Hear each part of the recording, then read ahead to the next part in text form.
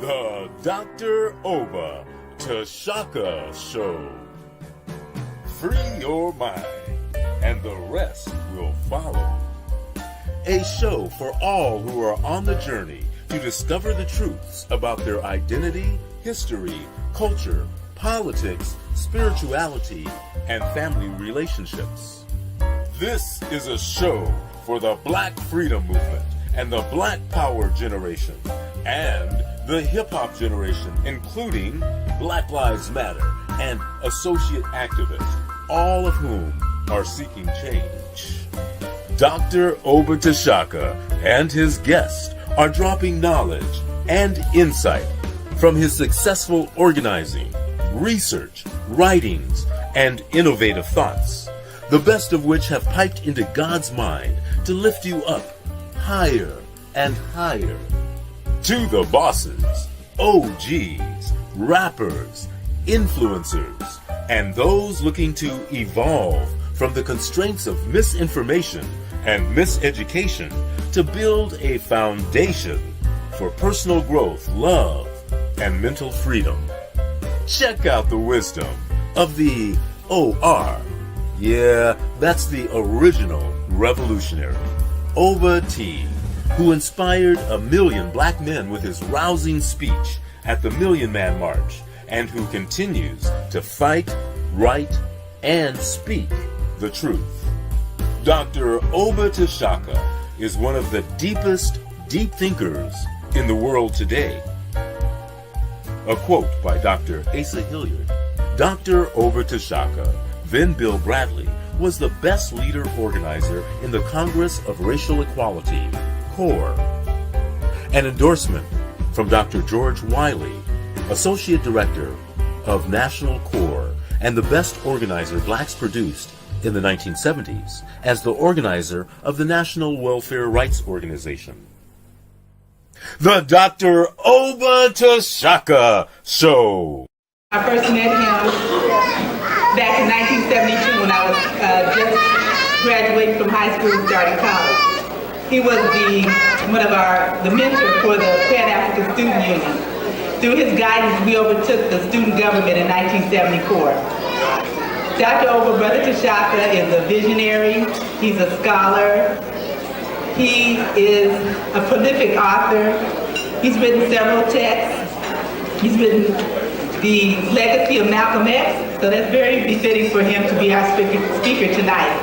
He's also written The Art of Leadership, Volume 1 and 2, and Male-Female Equalities, Return to the Mother Principle of Male-Female Equality. He also has a new book that will be released soon, and it's called The 12 Creators of Egyptian and World Civilization. The first chapter in that book is Back to Black, Bridging the Generation Gap. Brother Tashaka is a full professor at San Francisco State University. He's fully tenured. He was a former chairperson. He's the founder and the chairperson for the Pan-African People's Organization. He's someone we truly love and respect. And I really appreciate him. I'd like him to come forward. We have a plaque to present for him. Would you all like to join me in giving him a new African welcome?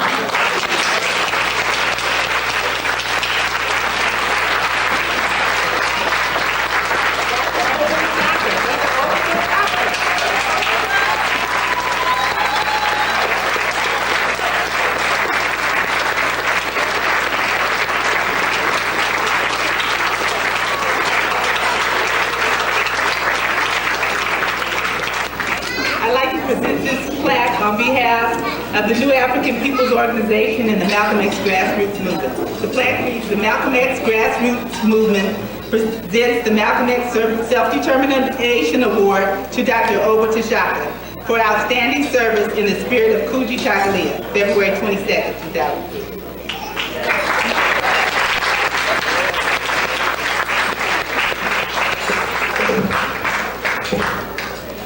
Hotel. How's everybody doing? I want to say that it's really an honor to be here, to have a chance to share some ideas with you on this 12th commemorative banquet for El Hajj Malik El Shabazz. Many of us here are sons and daughters of him. When El Hajj Malik El Shabazz died, I cried more than when my father died, because my father died at 77 years of age. He was struck down at the prime of his life. When he died, we lost the best of our leadership and the best of our thought, but his spirit lives on. So we're here to pay acknowledgement to him. I want to say to my buddy, Dr. Asa Hilliard, who's here, you ought to give him a hand.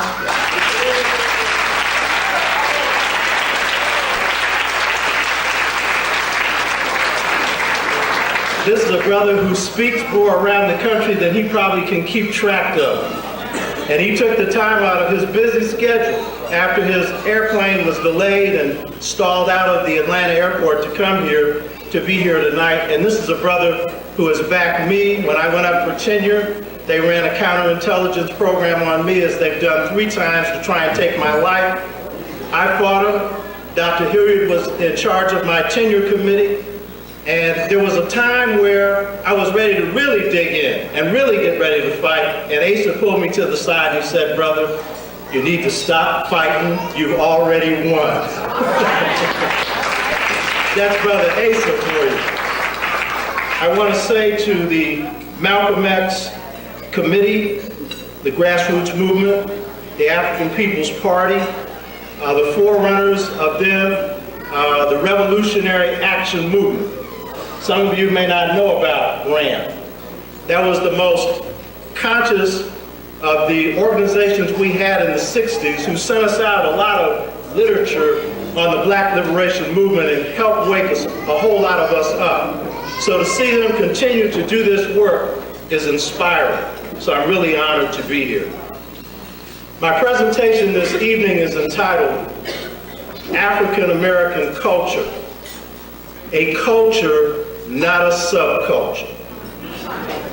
You hear me? A culture, not a subculture.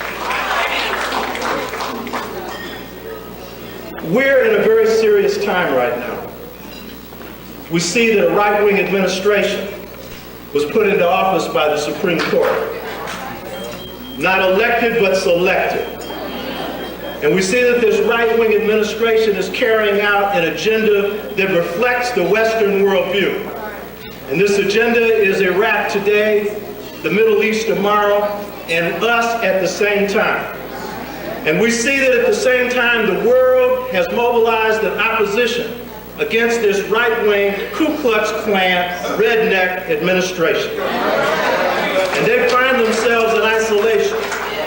But you know, this president, who hasn't studied the authors of his worldview, but who consistently follows it, said that he doesn't view millions of people in his homeland, Europe, and millions of his people in America standing up against this war as anything more than a group of people who are just tested for political poll.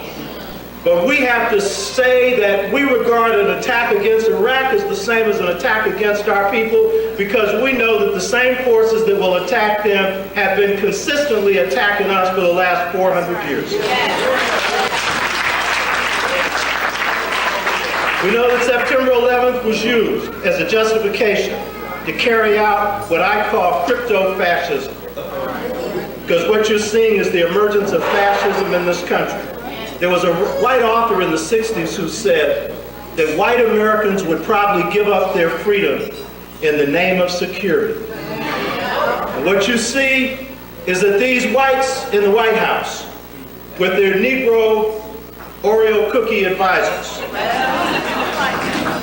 have used September the 11th as an excuse, they say, to protect Americans against terrorism by terrorizing the American population with the Patriot Act and Homeland Security, and now Patriot Act 2, that has virtually eviscerated the Bill of Rights. We need to understand that there is no way in the world you can justify standing up to what you call an attack against the World Trade Center and the Pentagon as a war, when in fact there's no army that attacked this country. So we're saying that we need to stand up and organize and continue to organize against the terrorist attacks that this government has carried out against us. Because for over 400 years, there's been a systematic terroristic attack against African people in this country.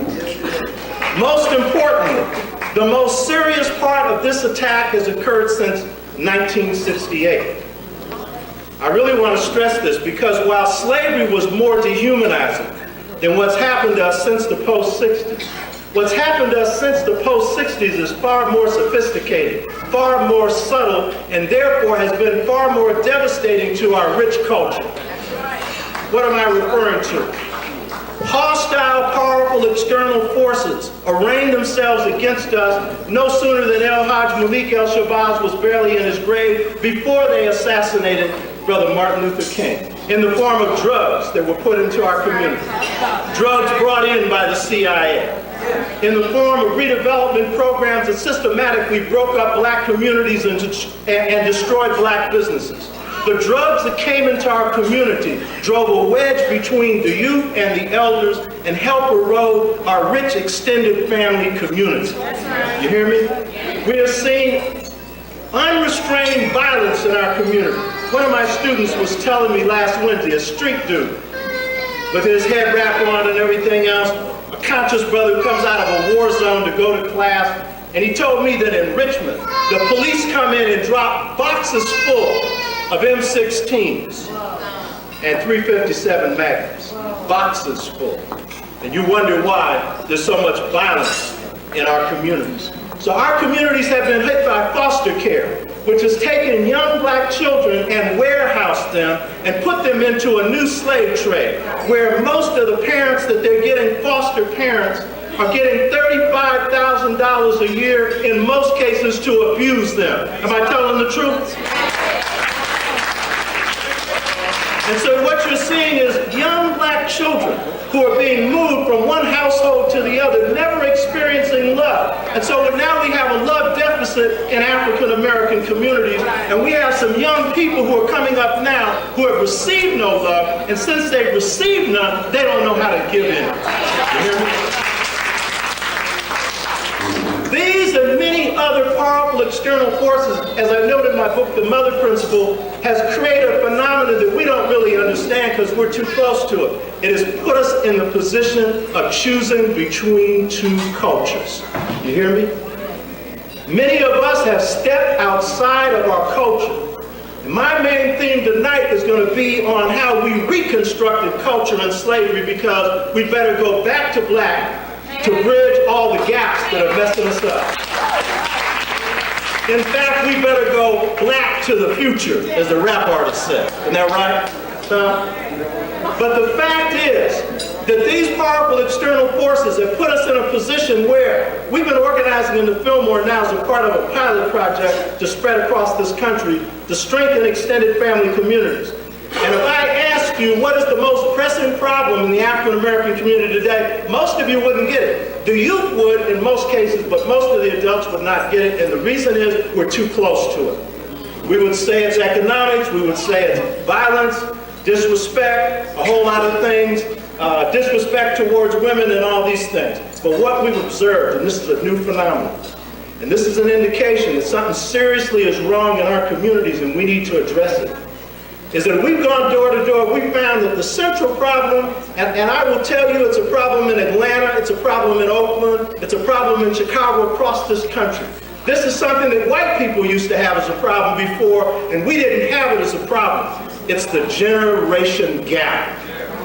I want you to really hear this, because as we go door to door, this is no scientific study. We've been talking to folks. And what we find is that older people in the community tend to define their problems in terms of young people.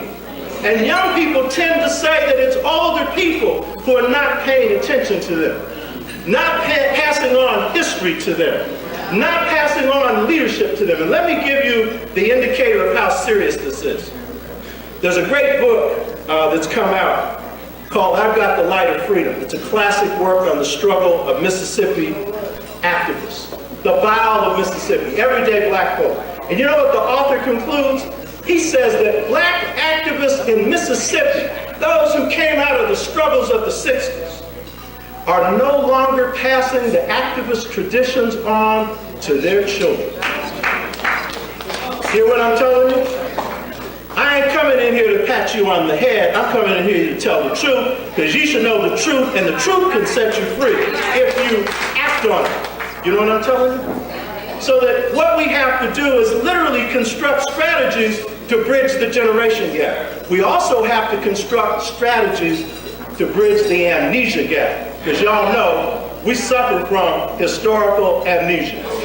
And we're about the only people on the planet that's satisfied with being amnesiacs. You know what I mean? The only people who don't want to know about their history. Because we've been given such a false bill of goods on what's wrong with Africa, how savage Africa was, and it's led many of us to say, I don't want anything to do with Africa. When my students take black studies, many of their parents have said, what you taking that black mess for? And if yes, today. You understand? So that we need to heal the male-female relationship gap. You know what I'm talking about? The one in which sisters are looking for a good brother. They're wondering, where is he? He's in prison, and many of them have been priced out of the job market because those runaway shops took the blue-collar workers away, and as a result, those were the jobs that everyday black men could use to support families. And so now we see in our communities, gangsterism and hoodism has replaced extended family communityism. So we don't call our neighborhoods neighborhoods anymore, they're hoods. We don't talk about elders anymore, they're OGs. Because what's happened with this displacement of work in the black community and with the rise of the prison industrial complex, which is the new prison, we find many of our best men incarcerated. So what I want to stress here is this, that if we're to heal all these gaps, we got to start valuing the thing that's most important to us. The thing most important to us is not how much money we got. It's not how many cars we got. It's not how big our house is. It's not what's in the bank. It's not the clothes and the rags that we wear, because you know we know how to wear some good rags.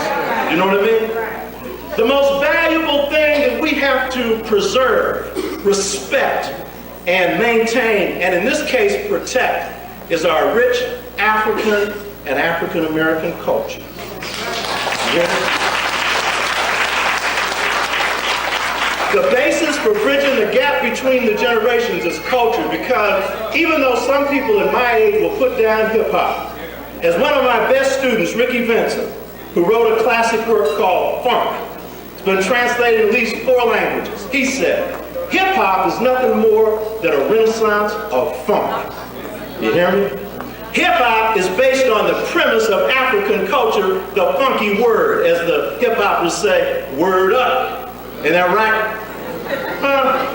So the bridge is the popular culture, the blues. I come out of the rhythm and blues generation. The generation before me was the bebop generation. And the generation before that was the swing generation. And guess what? All those generations are drawn from a rich African culture. That is the basis for healing our people. The greatest leader in the 20th century, as much as I love Brother El Haj Malik El Shabazz, he was the best mind we produced in this country, and one of the 2 best organizers, Ella Baker being the 3rd. You hear me? Need to give her respect. But the greatest leader in the 20th century was a little-known brother, Amilcar Cabral. Master thinker, master organizer. And what did he say? He said, liberation's an act of culture. So we got to understand that every time our people have moved for liberation, it has been our culture that gave us our inspiration. Frederick Douglass said he didn't learn to hate slavery until he heard the moaning sounds and the beautiful sounds of the spirituals. Soon I'll be done with the troubles of this world, going home to live with God.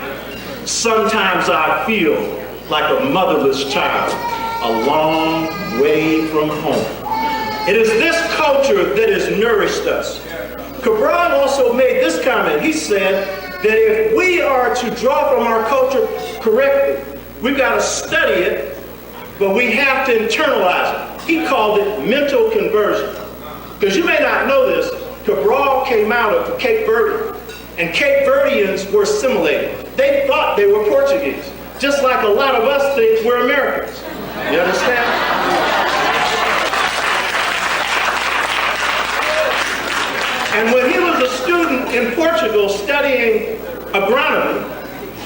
formed a study group. You know, like these African-centered study groups we got now. You understand? And he said in them, we decided to be African. Isn't that funny? An African deciding to be African. But we know that's not funny because we have to make the same decision. And he said he underwent mental conversion. Malcolm X said he underwent philosophical change, attitude change, thought change, and behavior change. And so literally, we need to mine, M-I-N-E, the best of African and African-American culture and internalize it. It's not enough to read your culture. You gotta digest it like good food. You know what I'm talking about? It's gotta be a part of your diet because then it will make you healthy. But Cabral also said something else. He said the awakening is not complete. Studying is not sufficient but necessary until you join the people in a struggle for liberation. You hear me? I can affirm that. In 1960, I was a student at San Francisco State University, brainwashed, government major. 61 in law school. In the civil rights movement in 1960, Congress of Racial Equality. It took an everyday black person by the name of Norman Brown who drove a cab to give me my first lessons in political education, to teach me the nature of American democracy. It took everyday black people to wake most of us up. Stokely Carmichael, Kwame Ture said, it was everyday black people who taught him to love himself in the bowels of Mississippi. You hear me? Our awakening isn't just studying our history, it's returning to our people who are the makers and shapers of our history, but most important, who have shaped this beautiful culture. The spirituals, the blues, rhythm and blues, jazz, hip-hop, all of them. R&B was shaped by everyday black folks whose names you don't know. Our churches were built by everyday black folks, most of whose names you don't know. And many of our best leaders had less than an 8th grade education because the less white education you are, usually, the more intelligent you are.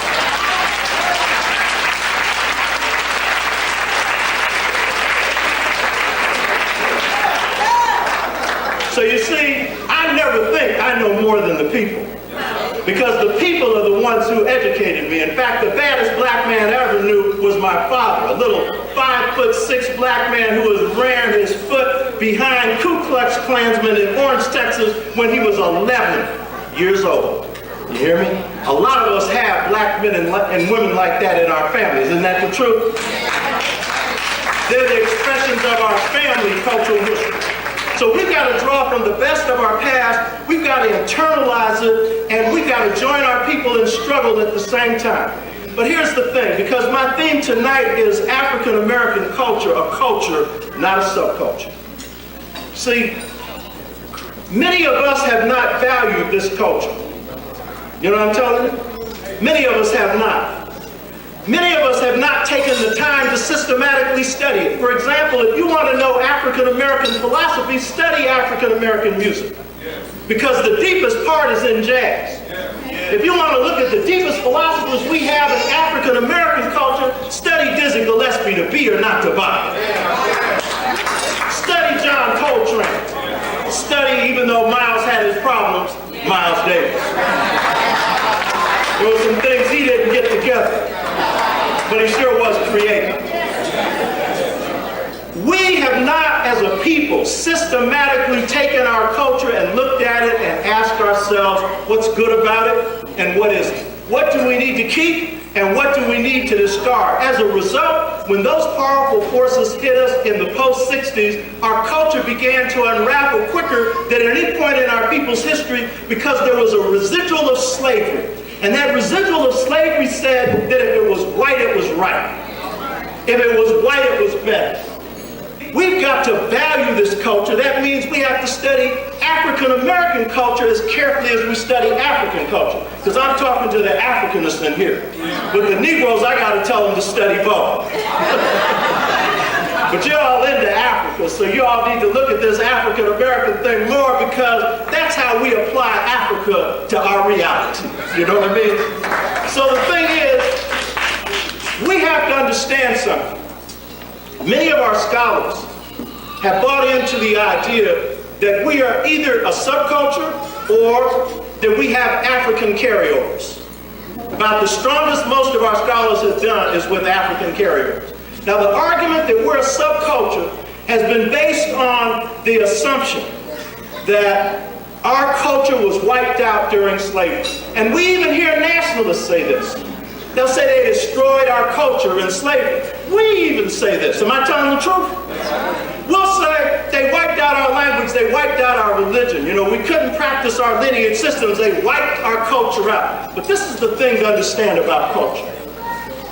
African American culture is our way of life and our design for living. Like African culture, it's spirit and word-based. It's what picks us up in the morning and carries us through the day. If you're of my generation, you can't get along too long without some Aretha Franklin. My former student, Sonyika, Haiba, who's a bad sister, you ought to give her a hand, you know. Dedicated.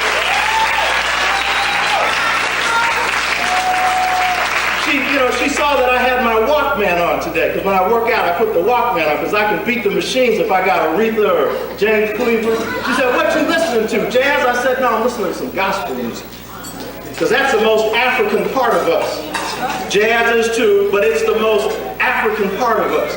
So we got to understand something, that there's been this belief that our culture was wiped out. Most of us believe it. But let me tell you something. If your formal vestige of your language is wiped out, guess what? Language is nothing but a shell of a thought pattern. The question is whether or not the thought pattern was wiped out. You hear me?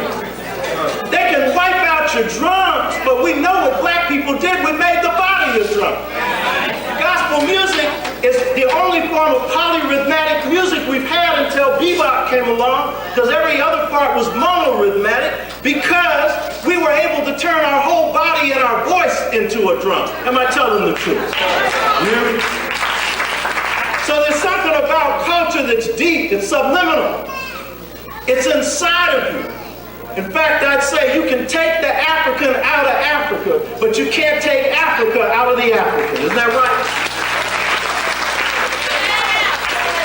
Even the African who don't want nothing to do with Africa, when he gets on the dance floor, what do?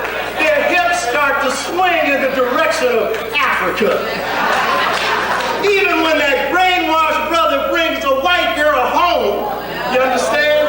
In the end, when it comes to marrying somebody, she ends up looking like his mom. Because 97% of our men and women marry each other. You all do know that, don't you? Yes. So there's something subliminal in this. But you got to understand something. The school of thought that argues that our culture's African carryovers, that's been the strongest argument that black scholars have put forward, and they've been following behind a white scholar called Melvin Herskovitz, a book called Myth of the Negro Past. Some of you here have read it. Nice little book on African scraps. How we had a little scrap of culture here and a little scrap of culture there. And so that's about as far as we go on it. Here's the point about cultural scraps. If all you got is scraps for a diet, it's not nutritious. And if all you have is scraps for a cultural diet, it will not feed you, and you'll end up eating the main meal who's provided by somebody else. And you know you don't like how white people cook. So the thing is, E. Franklin Fraser was a foremost proponent of the integrationist school that slavery destroyed our culture. And he was never threatened by Melvin Herskovitz because he knew cultural scraps affirmed his position. That if that's all you could say about African American culture, we have scraps of culture, then he's proved his point. And he was right. But I'm here to tell you something. African American culture is founded on the fundamental premises of African culture. You hear me? With European influences. I'm not about to deny the damage that slavery did. I'm not to deny the historical amnesia. I'm not to deny the fact that some of us are less likely to be struck by lightning than to be color struck. You know what I'm talking about? Y'all know what I'm talking about. That's that slave syndrome of the house slave. Some of us have the mentality that we love the master more than the master loved himself. Malcolm talked about that. That's why Colin Powell could oppose this war, but when he lost, he wanted to be a team player. Because he identified with the White House. He didn't want to be shut out of the White House. Hell, if somebody's about to destroy people and it's wrong, burn the house down. At least get out of the house. Team player, nothing. So the thing is, we got to understand that this argument of a subculture is weak, but our culture is based on the fundamental premises of African culture. Now, Cabral said something else, and this is very important, because I'm going to give you the facts. Cabral said something else. He said, you measure a people's chance for achieving liberation by how different their culture is from the culture of the oppressor. And I would add to this that it is a question of how qualitatively more just your culture is than that of your oppressor. It's a qualitative question of how much more truthful is your culture than that of the oppressor. It's a question of how much more free is your culture, if his culture can be free at all. That's one of the illusions that too many Negroes have. And so I'm going to give you facts. See, the argument that says we lost our culture in slavery is premised on this, and many of us buy it, that we became Christians, and a part of becoming Christians, we lost our culture. St. Clair Drake argued it best. He said, African culture in the Caribbean and South America is Afro-American. He said it's a culture, but in here it's a subculture, because we underwent more Christianization than any other Africans in the Western Hemisphere. That's the basic argument. So a lot of others, I don't have time to go into them. I'll deal with the hardest part. Now guess what? Those who have argued that position never gave you any facts to support that. Like data on how many blacks were Christians during slavery. But our great historian, W.B. Du Bois, greatest scholar produced in the 20th century in the United States. I didn't say black scholar, greatest scholar. Whipped them all. He did his study and he showed that in 1859, there were 8.3 million Africans in the South, enslaved. But there were only 460,000 Africans who were Christians. Uh-oh. What does that mean? For 250 years, there was no systematic conversion of black people to Christianity. And what did that mean? That for 240 years, African culture prevailed on virtually every plantation in this country. You hear me? In fact, what's ironic, we were more African in slavery than we are right now. Ain't that a shame? Zora Neale Hurston, with her bad self, she said, it seems the further we get from slavery and the more we get around white people, it seems the whiter we get. See what I mean? We need to go back to black, black to the future. And so, what was it that enabled us to maintain this great culture? We got to look at the difference between our culture and the European culture. European culture and Euro-American culture is fundamentally a despiritualized culture. Y'all understand that? While George Bush may talk about God, he's a Holy Ghost, well, not a Holy Ghost Christian, but he's a born-again Christian. You know what I mean? Right-wing Christian.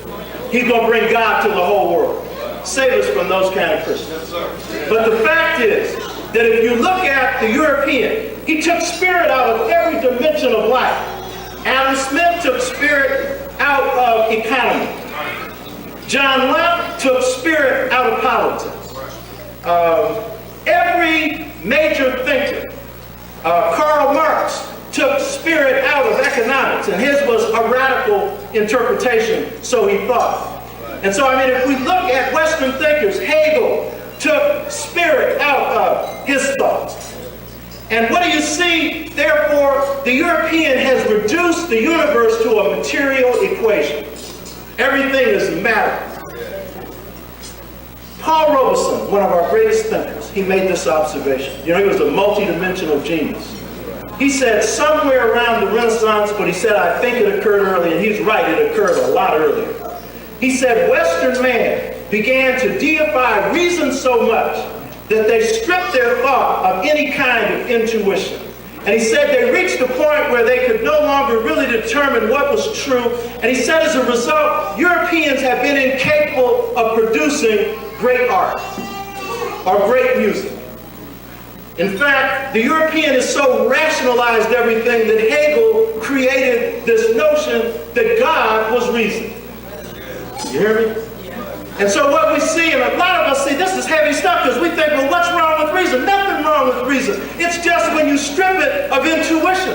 It's just when you strip it of spirit. As a result, when you see the earth as nothing more but as inanimate matter, you can conquer it and control it. You hear me? And this has been the project of Western man. They have become so mechanical with their thinking that they can't even dance. You know what they call ballet? Ballet is nothing but mental gymnastics. White people skipping around on their toes defying the law of gravity. And we know that dance is supposed to be a form of communication, never done the same way twice. Am I telling the truth? Now you may say I'm not being objective, that I should treat these Europeans better. A people who have faced what we face, we're doing good to talk about them at all.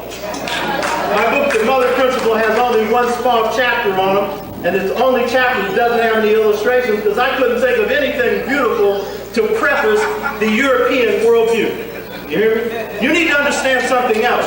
America is an extension of Europe. That is, its political economy. And if you think that our culture collapsed under this Euro-American because he was so bad, then you explain this to me. How is it that when it comes to the politics and the economy of this country, the only original thing is that there's nothing original? Their politics is John Locke and Montesquieu. Their economics is Adam Smith. It all is an import of Europe. The only thing original is African American and Native American culture. So my brothers and sisters, what is African culture based on? The creators of African culture are little acknowledged and little known. They are these little people called the Twa. Mitochondrial DNA traces them back 160,000 years ago to two ethnic groups, one the San people of Krum in the Kalahari Desert, and the Twa. Both Twa. Europeans incorrectly call them pygmies. Guess what? These little people are the authors of the notion of God. Uh-oh. Now you know we're entering some serious terrain here. Now what I really want to say is, their idea of God, because you know black people, we ain't just into God, we're into God. God is serious with us. And I know I'm in the South, you don't mess with God. You hear me? White people think they're God, but we know better. These little people, their concept of God was really the construct for the greatest civilizations that African people built, in which, by the way, they founded ancient Kemet and Nubia.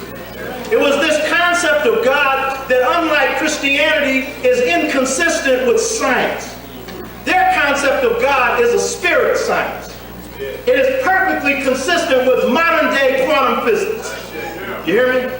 Dr. Theophil Obenga, who chairs our department, he said, Western physics has reached a dead end for the Western world because that's their biggest thing, but they have no theory to explain it. Because they've materialized the universe so much that now they've entered the invisible realm and they have no kind of theory to explain the invisible. But you know what these Twa say, these little tiny people?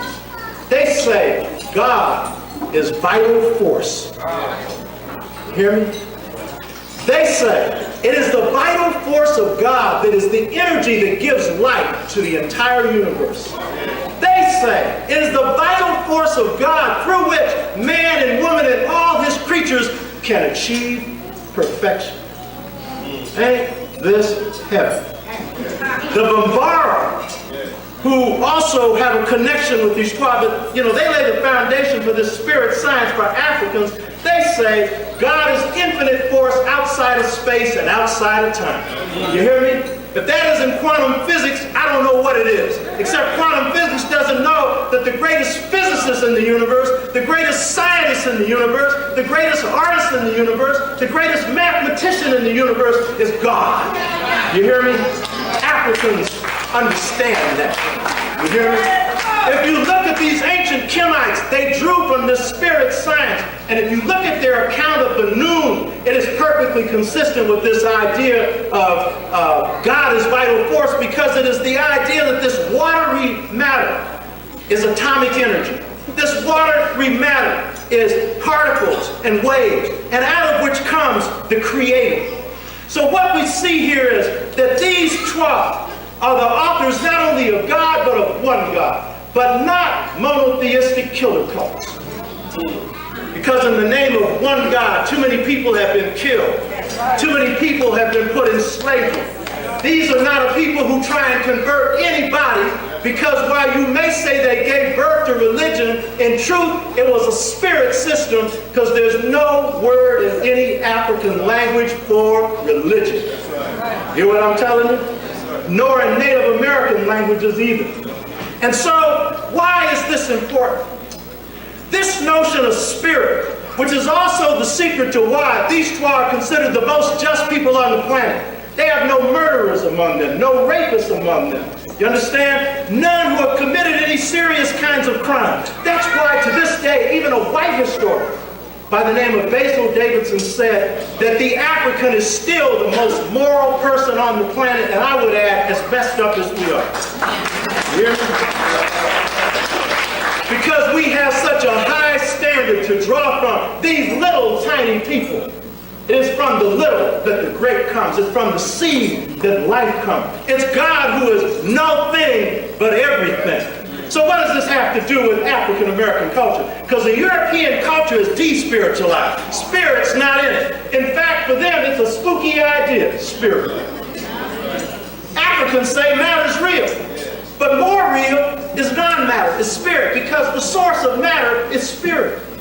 So in slavery, it was the African priest who came to the Americas, who was the key instrument in African culture.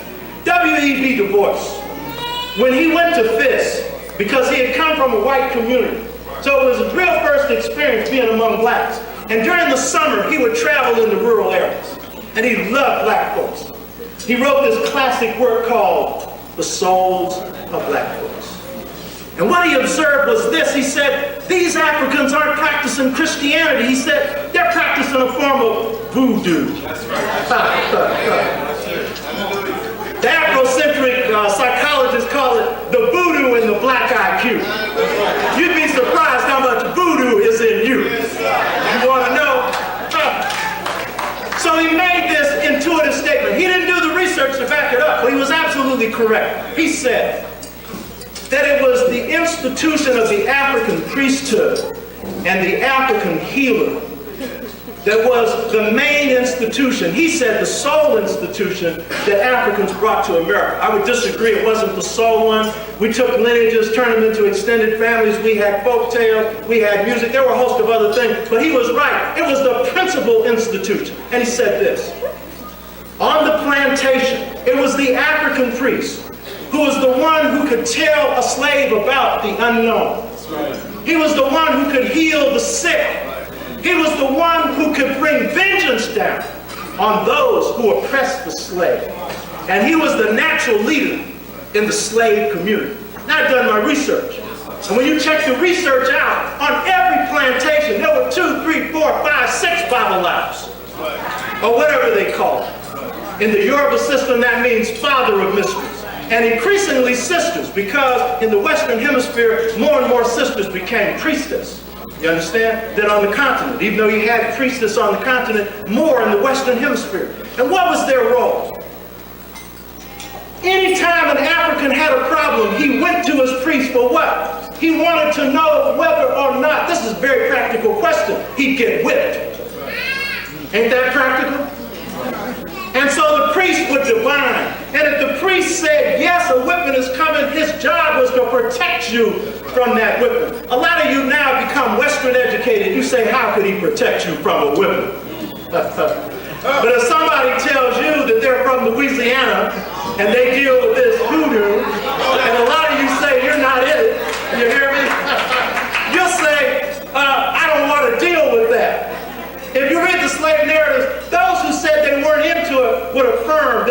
in practice. You hear me?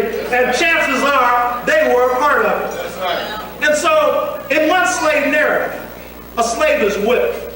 And every time that slave is whipped, the slave master's wife was whipped. And when he went home, she was drenched in blood. You'll say that's not possible. I've been in this Odoepa system for 20 years, and what I can tell you about this divination system is I've never seen it to be wrong. Never. Divination is a cultural unity. One of the reasons why our culture could survive the attack of European culture is that even though we came from different ethnic groups, we had common practices, and the most common practice was the African priesthood. And the most common practice for the priest was divining. You hear me? Some of us need divination because divination just tells you who you are. It's called your destiny. In ancient Kemet, they called it your call. You know, many of us today walking around, some of us who know we're African don't know what our destiny is. And most of us don't know that we're African and don't know what our African destiny is. And every one of us are here with a purpose, with gifts. This African priest was the one that gave us courage to stand up and fight. We know about it in Haiti. We know that when Bookman came together, Bookman said, throw away the gods of the Christians, for they oppress you. Pick up the gods of Africa. But we often don't look at why the slave revolts that were so successful were. Look at Denmark, Bessie's rebellion. Bessie was bad, but he had a cat underneath him who was even better. His name was Gula Jack. He was an Angola priest, Hoodoo man, Voodoo man. He was so good that he could take the governor of South Carolina's house Negroes, more trusted than a poodle. And when he got through with them, they were prepared to poison him. He was so bad that he gave him medicine, and he told him, take this medicine and no bullets will ever penetrate your body. And he said, realize I represent the gods of Africa. If you betray me, all of heaven will fall down upon you. You hear me? This African freedom fighter, he had a sense of some kind of fearlessness because he had a sense of his own spiritual context. And it was this African priest. This African priest, read the slave narratives. The average one is the slaves interviewed are 96, 98, 120, 128 years old. Y'all read those slave narratives? Slaves will say, we lived a long time back then. You know why? Because as Du Bois said, the African priest was a healer. That's right. When slaves got sick, you might not think this, but some masters actually did send their doctors because it was kind of like a horse getting sick. Right. You know what I mean? It was their investment. And so when they brought their medicine in, the slave would take the medicine and say, yes, thank you, and they'd leave and throw it out the window. And they call on that voodoo priest to heal them. You hear me?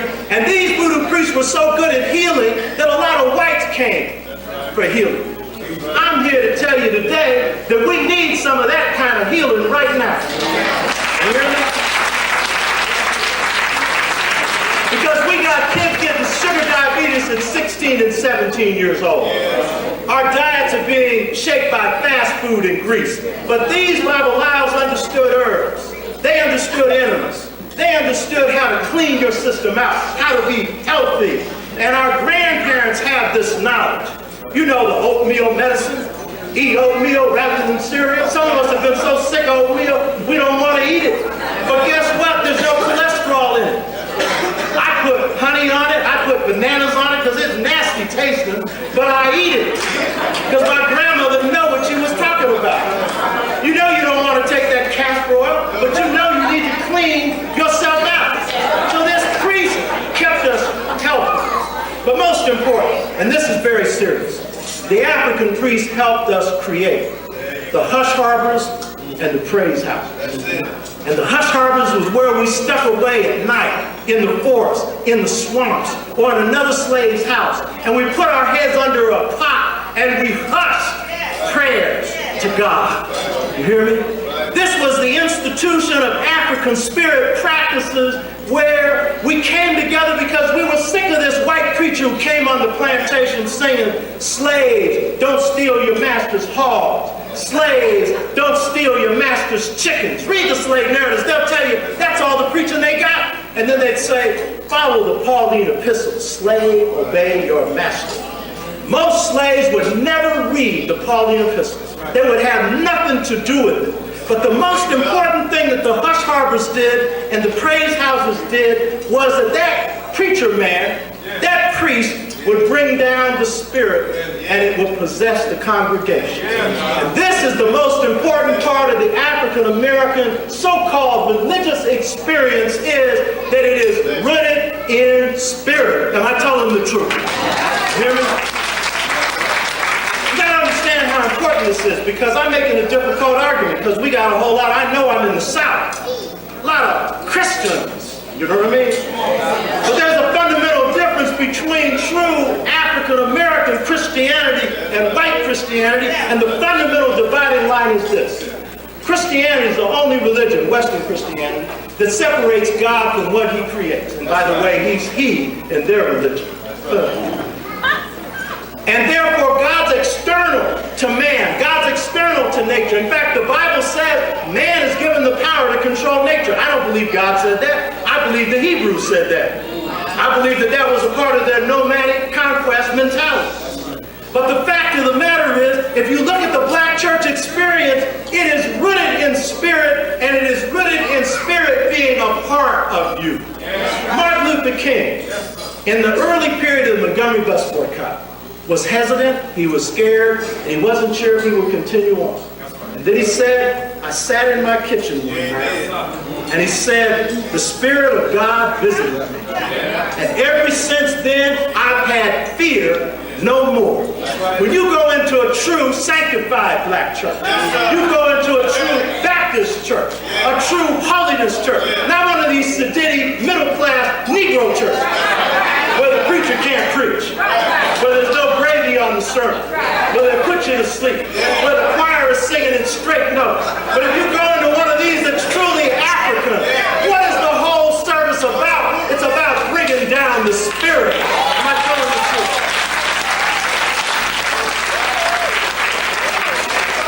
The preacher's sermon is a cadence that is designed to hypnotize you. Gospel music itself is designed to be gospel, to put a spell upon you.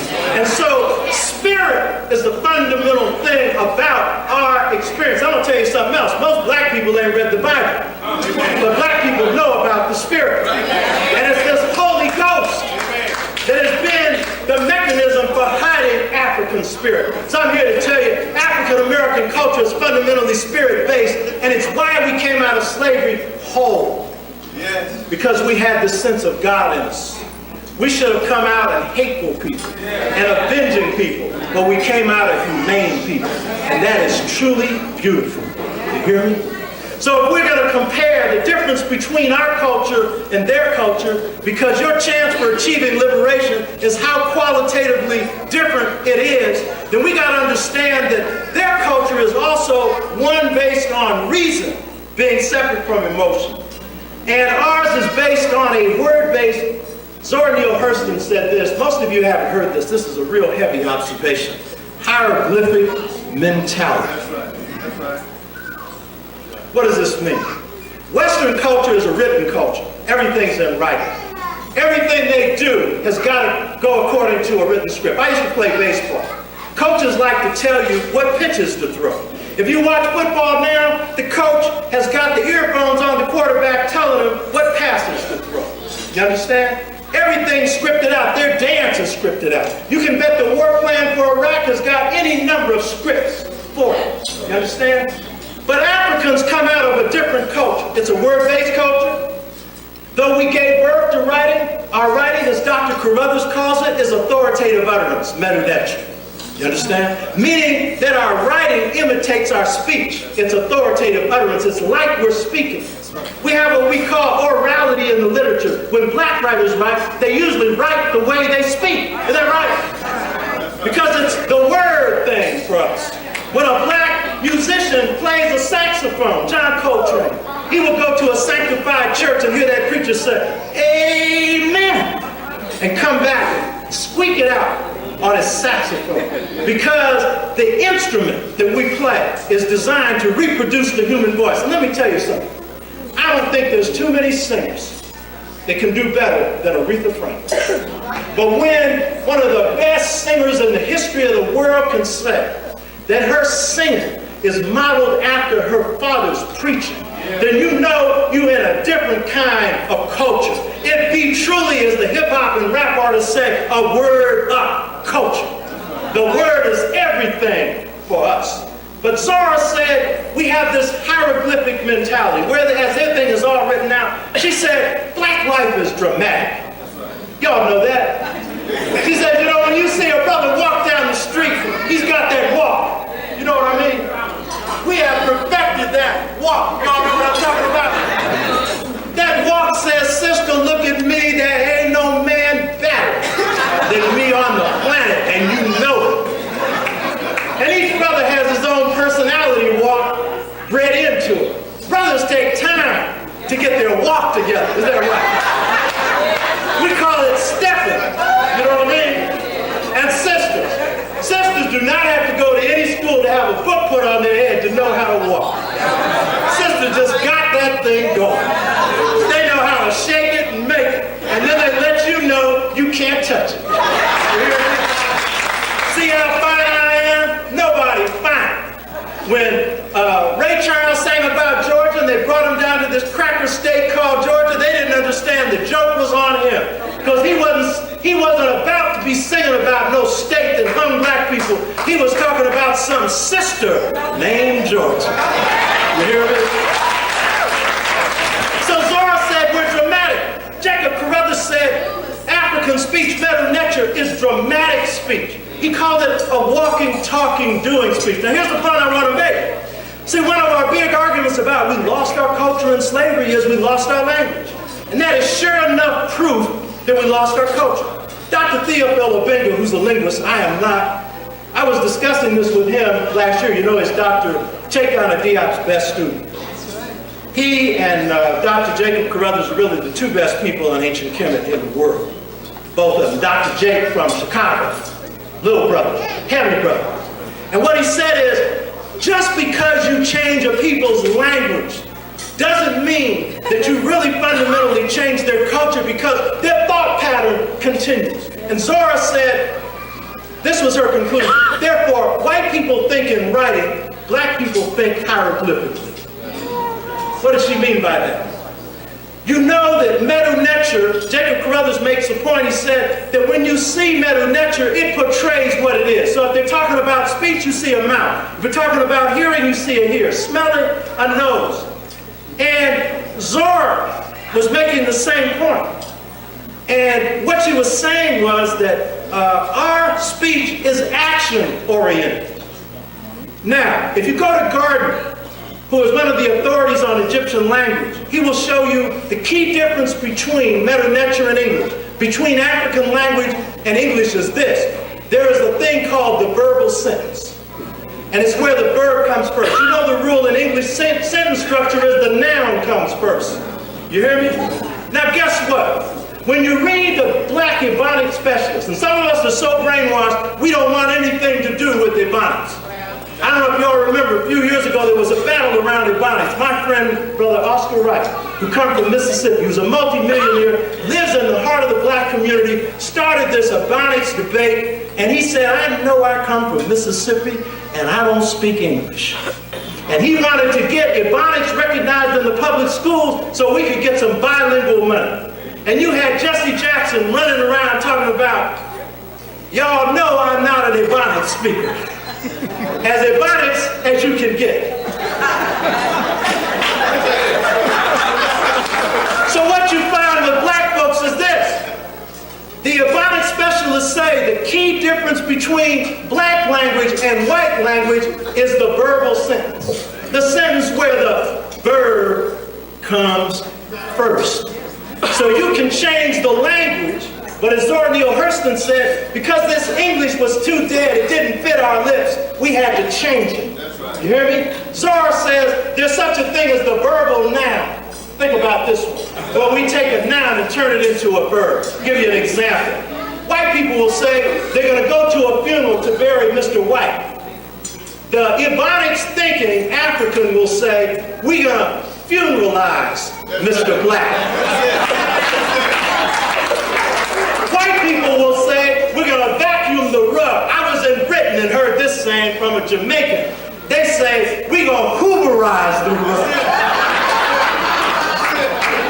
We place the emphasis on action. Meta-nature hieroglyphic thinking means we're symbolic thinkers.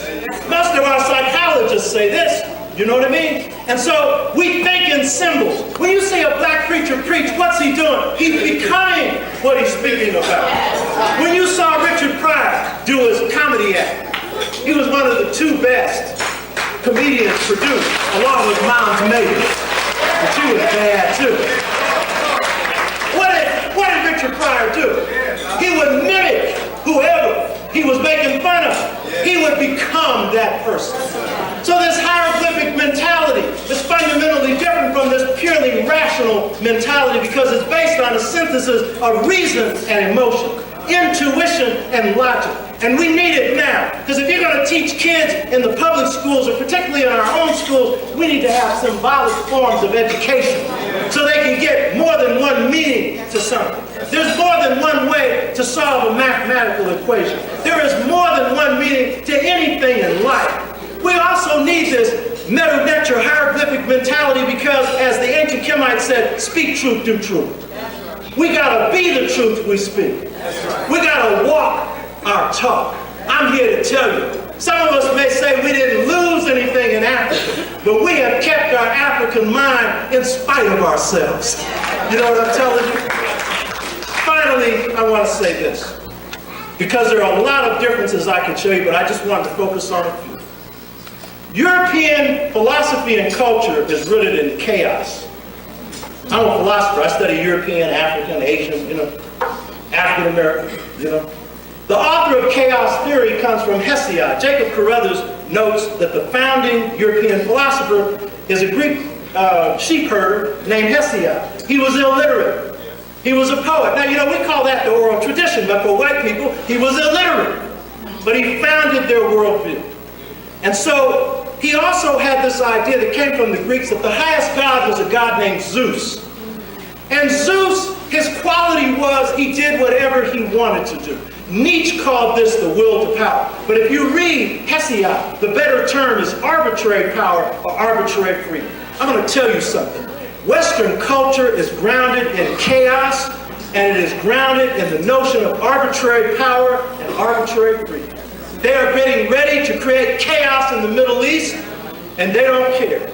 And the reason why George Bush has not given you a reason for why he's going in there is that he believes that he has the authority to do it, and if he can do it, he has the right to do it. Some people ask, why did Hitler kill the Jews? You can talk about anti-Semitism. You can talk about what the Catholic Church did to them. You can talk about the ghetto. But the ultimate truth is they had the power and they did it. And that's what this Western culture rests upon. That's hard for us to understand. So we've got to understand also that Western culture, particularly the Western European nations and the U.S., profess democracy. Republican government, which isn't democracy. It's a few who are supposed to represent the many. But if you read Madison in the Federalist Papers, he tells you that American Republican government is for the purpose of government, I'm quoting him, to control the people. And then he said government would control itself. What a contradiction. You give a group of people all the power and then you expect them to check their own power. How crazy can you get? I'm here to tell you, African culture, as you know, is based on a different premise.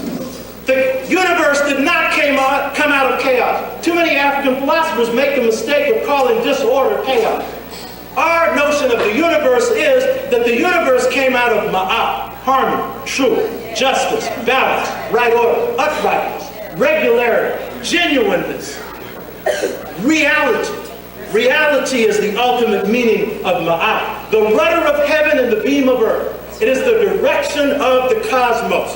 When Ra emerges from the noon, he ingests ma'at, meaning that God cannot be arbitrary. God must operate according truth. A brother did some good things for me, and this happens with a lot of us, real good things. God had worked on my roof for 8 hours when I first moved into my house about 10 years ago. 8 hours. And I said, Joe, what do I owe you? He says, I'll get mine. What goes around comes around. He said, I'll be rewarded for this. Black people believe that there's a law in the cosmos, that you get what you give. You understand? If you read the slave narratives, the most important thing a slave mother will say to her child isn't become rich, it'll become free and be good. Be good. The most important thing your parents say about you is you're a good child. Isn't that right? Some are rotten as all hell, but they'll find some good in them too. Isn't that the truth? But the thing is, if we look at African culture gave birth to democracy. These little people called the Twa, they gave birth to the most just societies in the world, where all the men and women were equally empowered to govern society, where the people were the government and there was no government to control the people because the people were in charge. And I'm here to tell you, black people in America are more Twa-like than anything else because we hate any restrictions being imposed on us, especially unjust ones. Am I telling the truth? African Americans carried this inheritance of democracy to the plantation, and this is one of the ways we recreated African culture. One slave narrative put it this way. A slave said, when we created spirituals, we would think of a tune from Africa. And then he'd say, I'm quoting, we would create a song on the spur of the moment. On the spur of the moment. Dizzy Gillespie said that improvisation is based on 4 contradictory principles. One is discipline and freedom. We do not have the idea of arbitrary freedom because we believe that you must be disciplined before you can exercise freedom. If you're a jazz musician, you have to be disciplined to play your horn. If you're an organizer, you have to be disciplined to listen to the people. If you're a George Washington Carver, you have to be disciplined to master the fundamentals of chemistry. You understand? You don't have the freedom to just do any old thing. And he said the second thing our tradition is based on is spontaneous organization. I'm telling you, Dizzy was heavy. Spontaneous organization. When the brother said we created this music on the spur of the moment, he was describing spontaneity that's organized. Anytime you see a jazz combo start to put something together, Miles was the best example. He'd go into a recording studio with about 3 notes, and then he'd say to all the musicians, start with what you know and go beyond yourself. You know, with that gruffy voice he had. And they would suddenly create new music on the spot. If you look at the Montgomery bus boycott, it was creating a movement on the spur of the moment through spontaneous organization. If you look at the Garvey movement, it was again creating a movement on the spur of the moment. Improvisation is the most essential part of African American culture. To put it another way, creativity is the soul of African American culture. Am I telling the truth? So we had to improvise to recreate African culture in America. My great-grandmother, all your mothers and great-grandmothers did this, was very poor. She raised a large household, my mother and a whole bunch of brothers and sisters.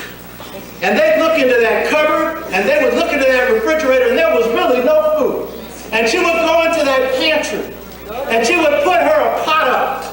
And when she got through with this pot, she had a concoction that really tasted good.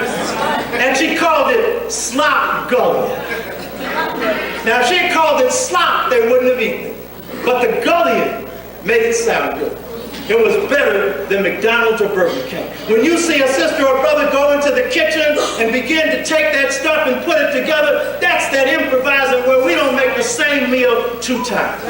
I'm telling you, this is the soul of African people, and it is the heart of our democracy. So I want to conclude by saying this. We got to go black to the future. We got to go back to black. We've got to respect our ancient African past but we've also got to respect the derivative of it, which is this rich African American past. There is nothing more beautiful in this culture, in the world, this side of heaven, than the souls of black folks.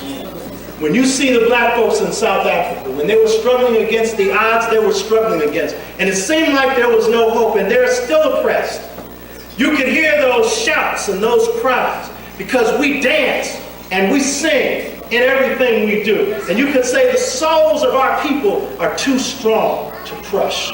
We have got to value this culture. We have got to cultivate this culture. We've got to wade in the water. As the Christians are born again through baptism, we got to be baptized in the water of African and African American culture deeply and permanently, constantly and continuously, because awakening is a continuous experience. And at any point you say, I'm fully awake and I know everything, you're about ready to backslide. You hear me? We need to take this vision of this beautiful culture and begin to construct a vision of a just society. El Hajj Malik El Shabazz, who this dinner is an honor of, he met with the minister of Ghana in the middle 60s, and he made this comment. He said, this minister said that freedom was the ability of a people to get to a point where they could do what they wanted to do. And then Malcolm said, it's the African-American musician who has demonstrated the greatest amount of freedom in this country. And he said, this African-American musician without sheet music will come up with the new music. And Malcolm said, I can see a day when black people will go inside their souls and we will create a new philosophy. He said, I see a day when we can go inside our souls and we'll create a new economy. He said, I see when we can go inside our souls and create new family systems and a new society. We have that challenge. This beautiful culture has got to give us the vision to reshape a place as crooked as a pretzel and turn it straight. A place that is upside down and turn it right side up, so that Ma'at will shine and so that the ancestors of Africa will smile. Hotel.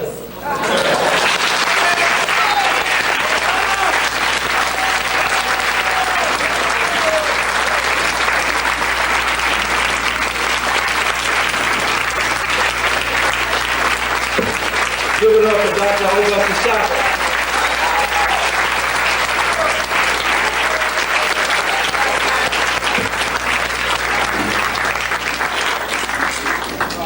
Immediately following the services, we'll have an election.